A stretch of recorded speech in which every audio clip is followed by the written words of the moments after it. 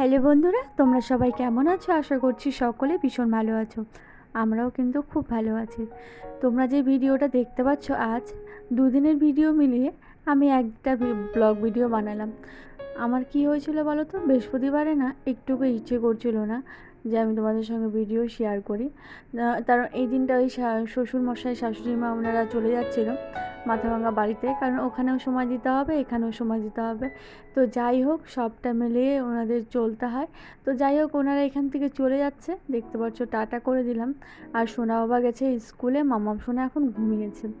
তো ওনারা এখন চলে যাচ্ছে, দেখছো আমি একটু আগিয়েও যেতে পারছি না, কারণ মাম্মাম সোনা যেহেতু ঘুমিয়ে আছে তার জন্য। তো যত পর্যন্ত দেখা যাচ্ছিল দাঁড়িয়েছিলাম, তো এখন আর দেখা যাচ্ছে না, আমিও ভিতরে ঢুকে গেলাম। আর তো আমি দেখতে পাচ্ছি ওখানে বসে আছে।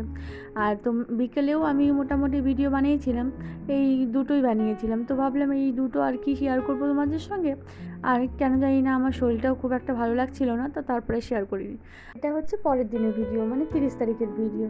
সোনা বাবাকে দিতে যাচ্ছি আমি পড়তে।